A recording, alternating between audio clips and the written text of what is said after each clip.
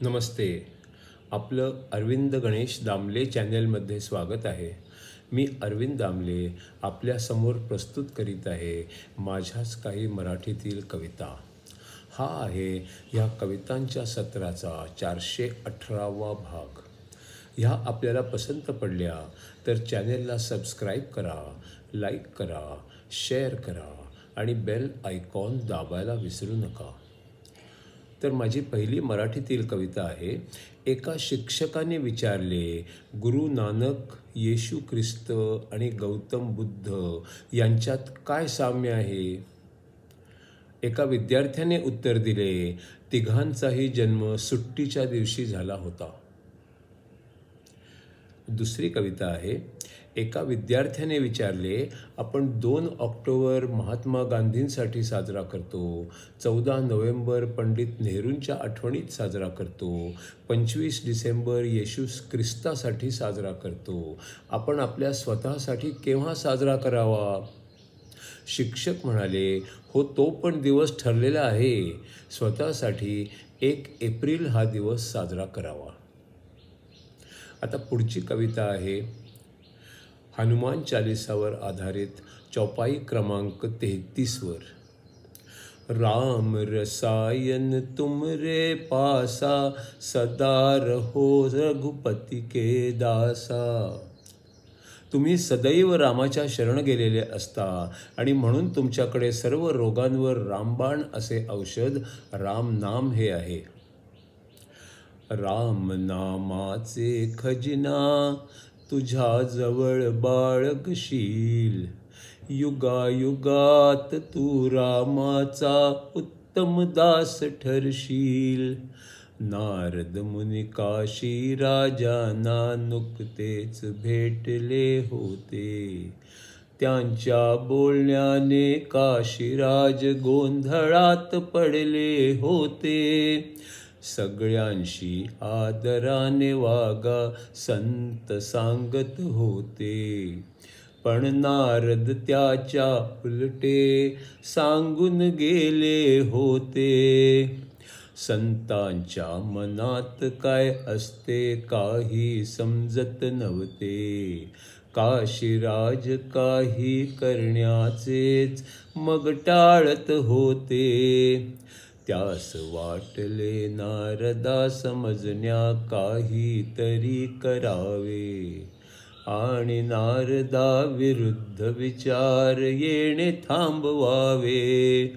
काशीहून अयोध्येस जायचे त्याने ठरविले, जाताना रामाचा जप करीत जावे वाटले. रामाचा विचार करीत अयोध्येस पोचला, आणि वाकून प्रणाम करण्या तो पुढे गेला. रामाच्या पुढती काशीराज कितीतरी वेळ होता, रामाविण काहीच नाही विचार आला होता. मग एक बारीक आणिक उंच आवाज त्याला आला, रागवलेले एक मुनी समोरून आत आला. नारदाचे ऐकले हे तर निश्चित होते, गर्वच अनादर झाला विश्वामित्रा वाटत होते. रामामध्ये गुंग होऊन मुनींचा अनादर केला. विश्वामित्राला हाच विचार मनास चाटून गेला. इतर मुनी तर चुप होते, पण विश्वामित्र बोलला. काशीराजाला शिक्षा व्हावी असेही तो बोलला. काशीराजाच्या भावना रामास समजल्या होत्या. मुनींच्या मनातील साऱ्या शंका घालवायच्या होत्या. लगेच रामाने 3 बाण भात्यातून काढले होते. सूर्यास्तापर्यंत राजाचे मुंडके उडवायचे होते. या शब्दांनी विश्वामित्र लगेच शांत झाला आणि काशीराज त्या तिथून पलायन करू लागला. क्षणापूर्वी रामाला प्रेमाने बघितले होते आणि आता दूर कुठेतरी जाण्याचे मनात होते. वाटले रामाने विश्वामित्रा वेळ कशाला दिला, 3 बाण कशाला त्याला एकच असता पुरला. राजास वाटले नारदाला सर्व विचारावे. नारद म्हणला अपेक्षेप्रमाणेच सर्व झाले. नारद वदला अंजनेच्या कडे आता जावे आणि हनुमानाला तिने मदत म्हणून घ्यावे. काशीराज मग अंजनाच्या तसे लगेच पाया पडला. प्राण वाचव माझे अशी विनंती करू लागला.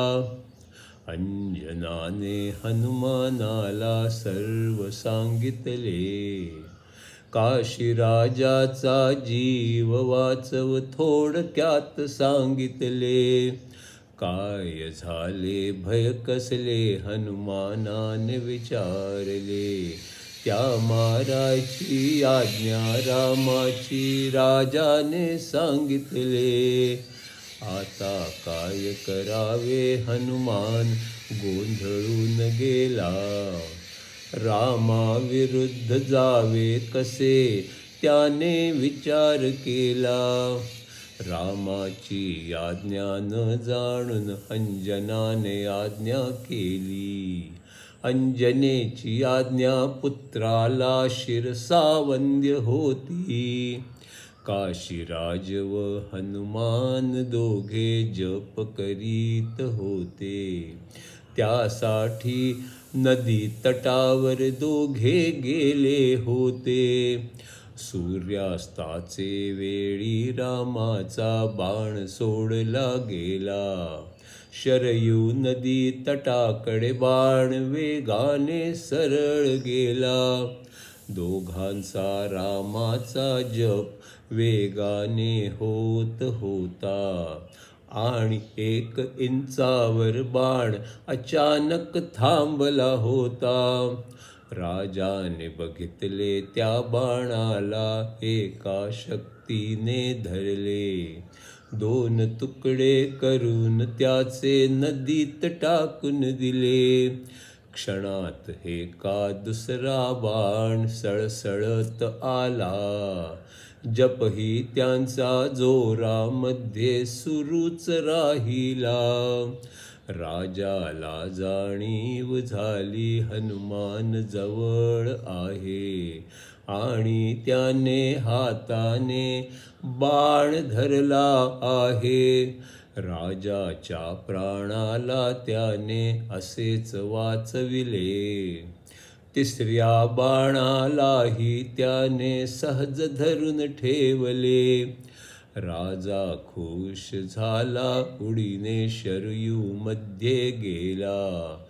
पाण्यात तो मनसोक्त नाचला, आनंदित झाला. त्याच वेळी स्वतः राम तिथे आले होते. काय केले तू हनुमाना प्रश्न विचारित होते. माझ्या बाणांना का थांबविले राम विचारित होते. तुझ्या भक्तांचे रक्षण माझे कर्तव्यच होते. हनुमान म्हणाला होता ते खरेच तर होते. पण विश्वामित्रा दिले वचन ते पुरे करायचे होते. नारदाला सर्व मुनींना हेच सांगायचे होते. रामापेक्षा राम नाम अधिक शक्तिमान होते.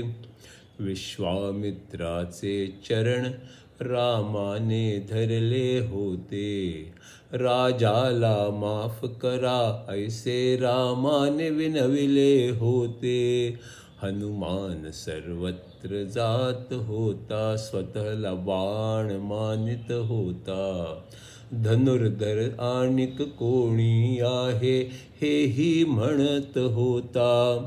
बाण असणे बाण सोडणे दोन्ही महत्वाचे होते, पण बाण सोडणारे जे सर्वात महत्वपूर्ण होते.